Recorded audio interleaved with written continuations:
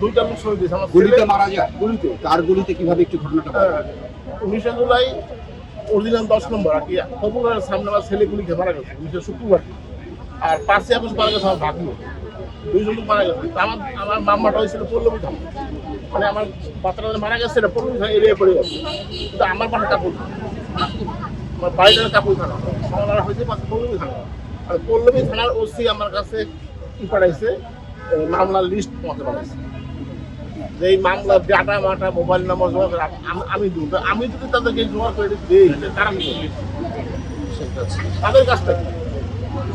আমাকে মামলার আসামির ঠিকানা কি, ওটা কি, কে কোথায়, আমার এই জন্য আমার পল্লবী থানা থেকে আমাকে 15 বছর। মূল সমস্যাটা কি আপনার মামলা নিচ্ছে না, না মামলার অগ্রগতি হচ্ছে না? আমি মামলা সিএম কোর্টে করছি, মামলা সিএম কোর্টে করছি, কিন্তু মামলা পল্লবী থানায় গিয়ে কিন্তু বাসাটা কাপুর থানা।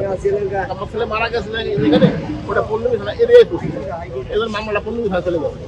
এই কারণে আমাদের পল্লবী থানা তারা মামলার কোনো আসামি, যেমন আমার শেখ হাসিনা আমার আসামি আছে, পলক আসামি আছে, এরা তো ধরা পড়ছে, এমনি ধরা পড়েছে। আসলে বুঝিয়ে যে আমাদের এলাকার যে স্থান, যারা নাকি অস্ত্র নিয়ে ঘুরছে, যারা নাকি লাঠি নিয়ে ঘুরছে, গুলি করছে, তারা তারা এখানে এই 2-3 দিন আগে সে হেলমেট করে আমাদের এখান থেকে তাকে ঘুরে সে মানে অলরেডি সে ফুটেজ আছে, গুলি করে ফুটেজ আছে।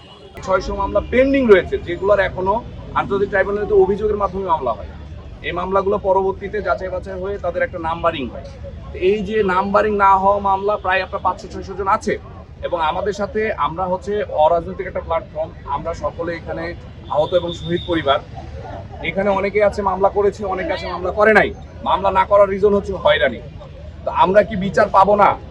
আমাদের কি এই বিষয়গুলো কি আমরা জানতে পারবো না? এই সকল বিষয় আসলে নিয়েই আমাদের আজকের এই মানববন্ধন। আপনারা কি চাচ্ছেন এখন? আমরা এখন চাচ্ছি প্রথম কথা দ্রুত বিচার, দ্বিতীয় বিষয় যেটা যে সকল আসামি আছে তাদের দ্রুত ওয়ারেন্ট রেডি করে ইস্যু করে আইনের ব্যবস্থায় আনা হোক, এবং আমরা যারা মামলা বাদী আছি আমাদের একটা যে নিরাপত্তা বা যে কোনো বিষয়, যে কোনো থানায় আমরা যে কোনো বিপদে পড়ছি, হামলা শিকার হচ্ছি, এই আইনি সুরক্ষার বিষয়টা আমরা সেফটি চাচ্ছি, ইনসিওরিটি চাচ্ছি। এখন আমরা না পারছি কোনো কিছু করতে, আমরা কিন্তু এখনো আমরা যারা আছি চিকিৎসাধীন অবস্থায় আছি, আমাদের এখন আমরা হসপিটালাইজ হয়ে আছি।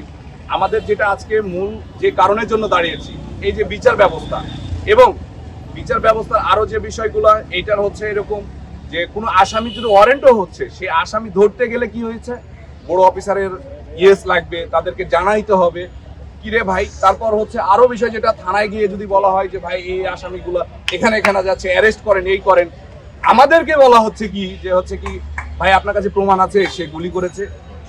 কেন ভাই, এর আগে কি মামলার নিয়ম আমরা দেখি নাই? ভাই আমরা আসামি দিয়েছি, পুলিশ কি করবে? পুলিশের কাজ কি?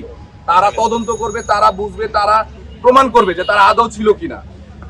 আমি বলছি, আমার সাক্ষী বলছে তারা ছিল। এখন কি আমাদেরকে প্রমাণ করতে হচ্ছে বারবার যে হচ্ছে তারা ছিল কিনা, তারা আদৌ আওয়ামী লীগ কিনা, তাদের ছবি দাও, আমাদেরকে ম্যানেজ করে দিতে হচ্ছে। তাহলে ভাই পুলিশ কি করছে, প্রশাসন কি করছে? শুধু সব সময় গড়িমসি। আমাদের এই রক্তে এই সরকার গঠন হয়েছে, কিন্তু সরকারের এই যে আইন উপদেষ্টা, তারপর এই যে আমাদের যে হচ্ছে আন্তর্জাতিক ট্রাইব্যুনালের যারা প্রধান আছেন, তারা সব সময় যেটা দেখছি যে ইন্টারনাল কোনো একটা লিয়াজু চলছে, কোথাও একটা বিষয় যে স্টপ হয়ে যাচ্ছে, কোথাও গিয়ে এই বিষয়গুলো থেমে যাচ্ছে। কেন থেমে যাচ্ছে? এই থামার বিষয়গুলা আমরা জানতে চাই।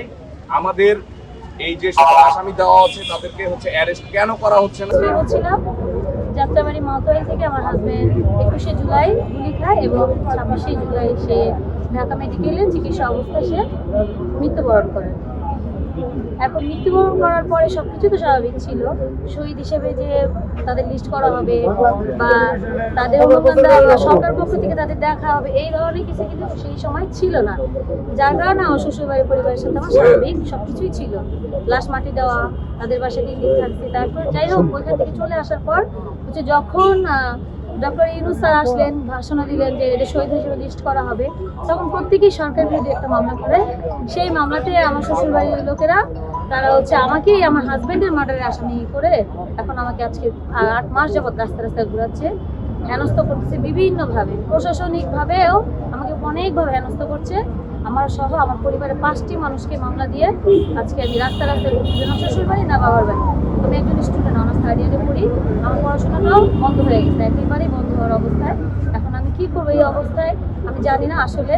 এখন আমি আসছি আমার হাজব্যান্ডের বিচার, এবং আমি যেন শহীদের স্ত্রী হিসাবে সুষ্ঠু বিচারটা যে আমি পাই, এবং আমি যেন মামলার আসামি থেকে